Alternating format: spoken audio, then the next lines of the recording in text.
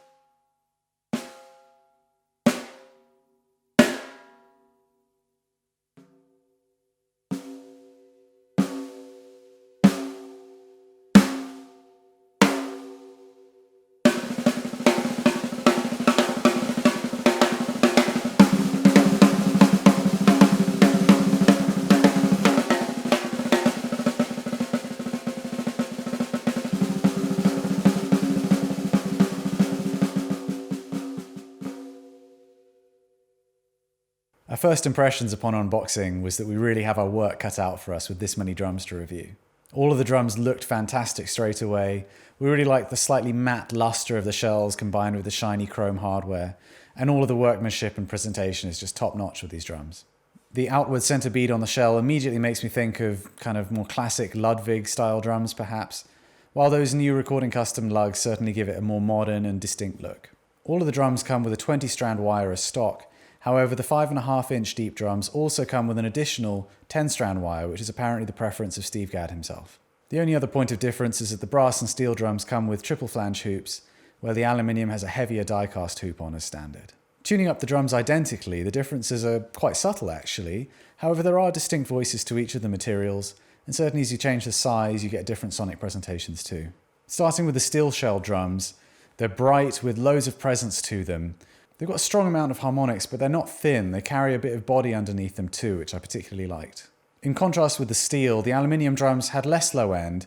They've got a nice crisp lightness to them, and they're not harsh on the ear. They've got a pleasing kind of pop character to them, and with the die-cast hoops, they've got a bit of a zingier overtone to them too. To me, the aluminium drums immediately evoke the kind of character of a Ludwig supraphonic snare, which is obviously a sound that's completely iconic and that loads of people love.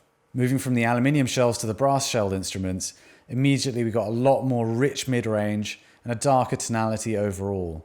The harmonics are definitely present there, and they've got a lush, wet sound character to them. To me, again to reference a Ludwig, these drums evoke the kind of sounds that you'd expect to hear from a Black Beauty, which again is a super iconic sound that's going to go down a treat both live and in the studio. Throughout all three metals, we felt like the 5.5-inch drums were very crisp and defined sounding. It's easy to see why this is Steve Gadd's preferred choice of size, because that combination of clarity, definition, and dynamic range is going to deliver anything you ask of it. The aluminium and brass 6.5-inch drums deliver a lot more body and an overall wetter sound than you get with the 5.5-inch equivalents. The 6.5-inch aluminium and brass drums do lose a tiny bit of articulation compared to their 5.5-inch deep counterparts, but what you do get is more low end and a very satisfying backbeat that's immediately going to please players who want to lay into their drums a little bit more. The 7-inch steel drum delivered even more low end, but it has to be noted that this one was quite tricky to tune. We felt like the head never really settled in, so we didn't find its sweet spot too well. In the end, it kind of came across a bit more flabby than the others and not in a pleasing way.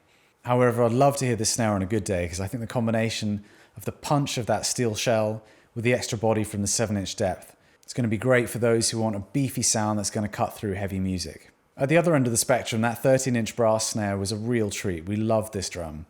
It's incredibly loud and cutting, and while in the same range as the 14 it carries more ring and body, as you cranked it up it seemed to maintain that fullness, leading to a great high-pitched sound that didn't get overly thin or piercing. Even though not every size is available in every material, I feel like Yamaha have been really smart here in what they are offering, because pretty much every bass is covered there if you're after a metal drum, and there's no redundancy in the range either. Excluding those who absolutely insist on using wood snares, there's something here for pretty much everyone, going from the 13-inch with its bright, loud, cutting tone that's going to cut through in heavy styles, as well as being appropriate for pop and funk, all the way down to the kind of sprightly tones you get from the aluminium shell drums, as well as the more luxurious and refined tones you get from the larger brass drums.